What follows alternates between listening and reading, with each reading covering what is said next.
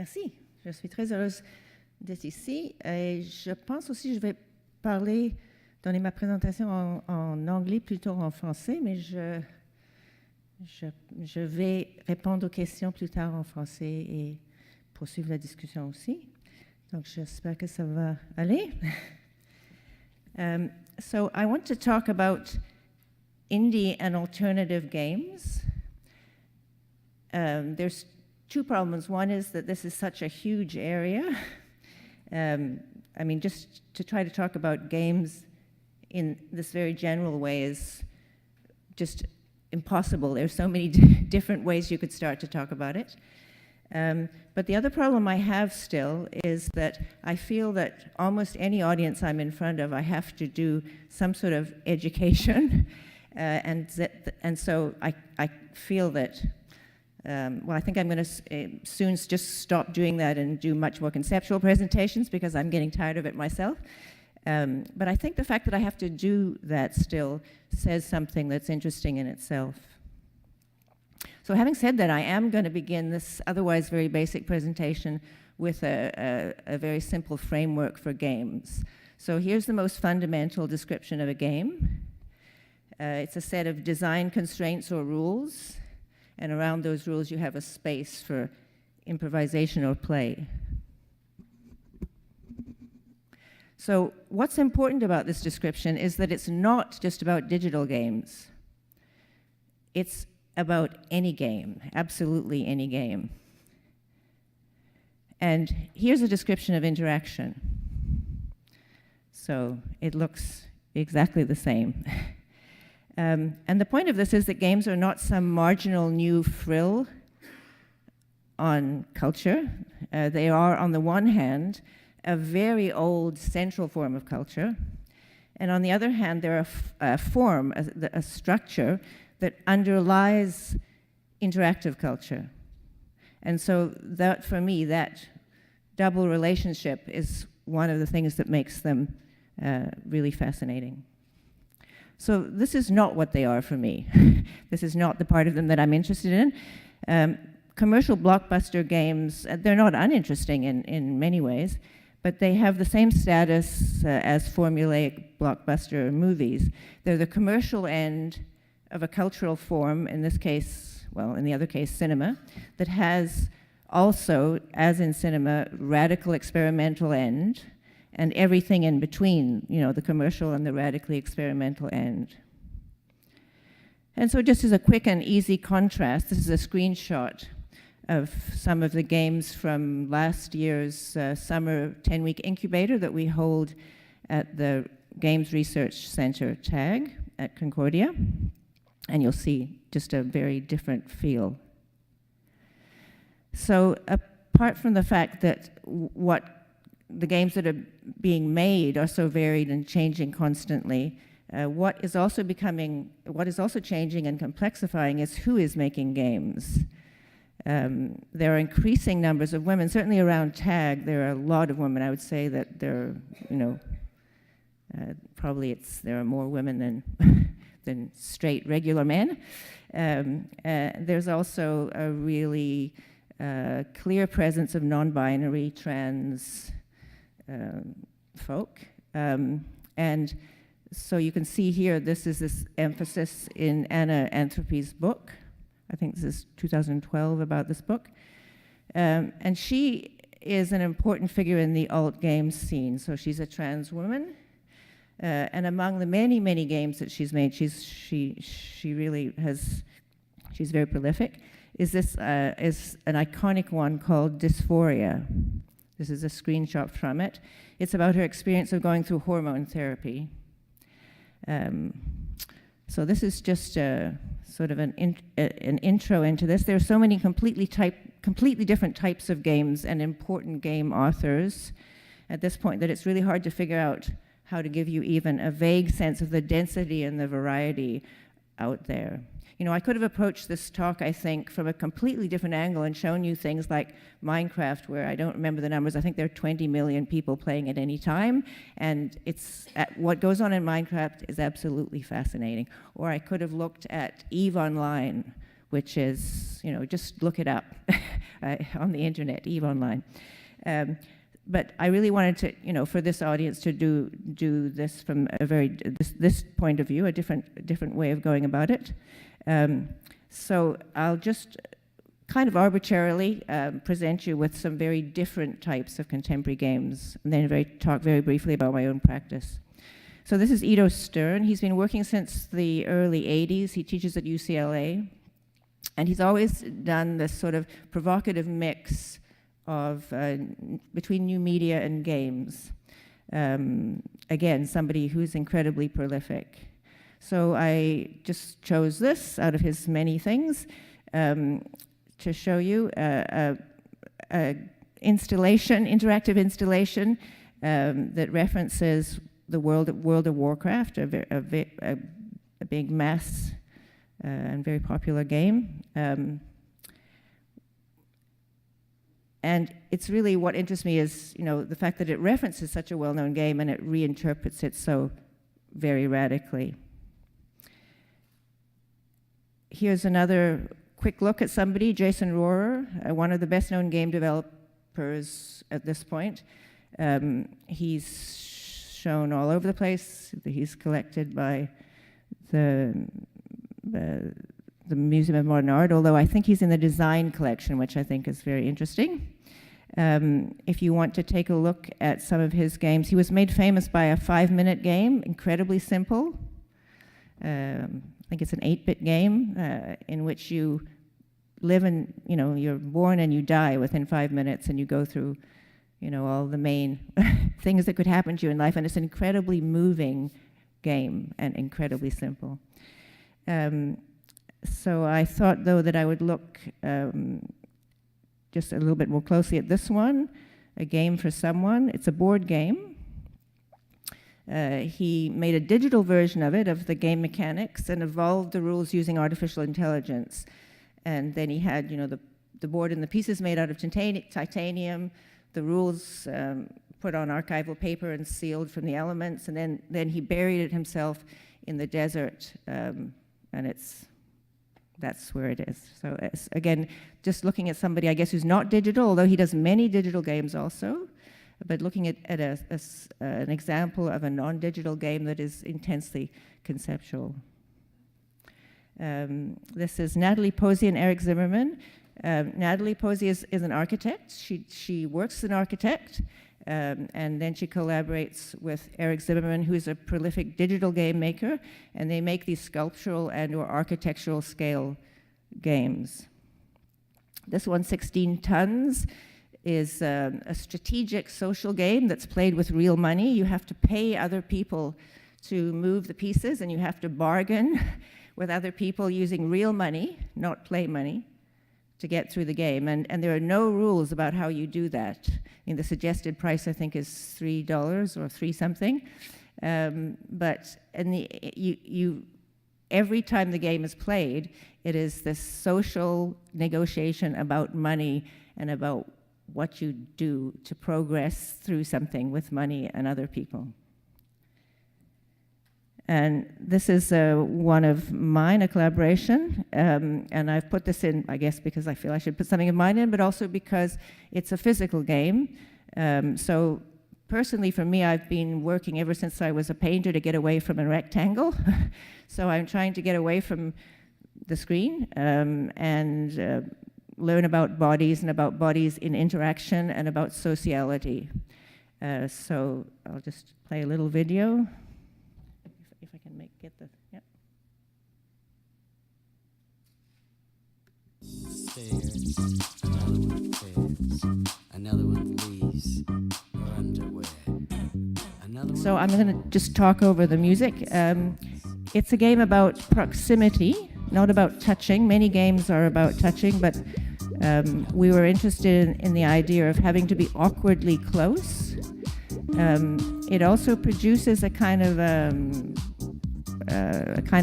spontaneous choreography, I guess, which we were also interested in. And it's also a spectator sport. I think one of the things we haven't done is to activate the people watching enough.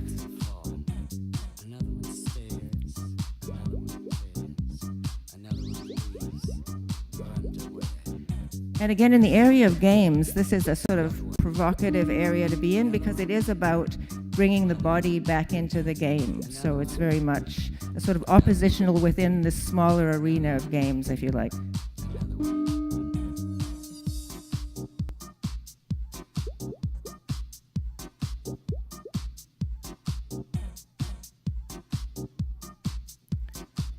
Okay, I don't think you need to know all the rules, so I'll just keep going. And then I'll just play this video of the vernissage of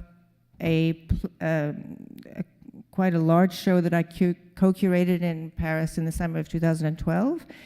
And the aim of this was to suggest the breadth of contemporary game culture. So there had been a bunch, and there's still since have been a couple of big kind of blockbuster shows that claim to show the history of games or the something of games. There was one at the Smithsonian not so long ago.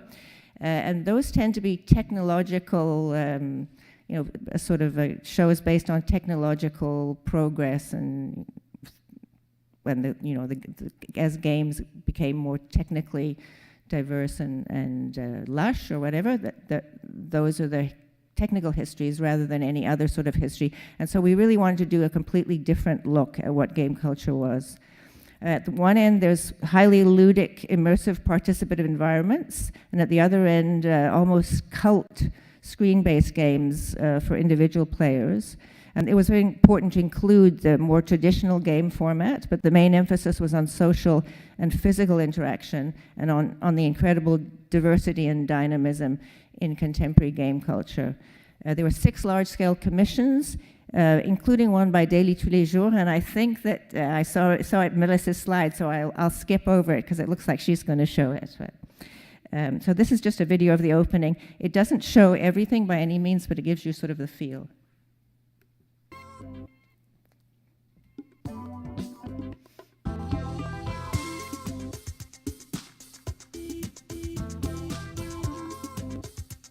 This is a game by Nathalie Posey and Eric Zimmerman, again, a large-scale, non-digital architectural game.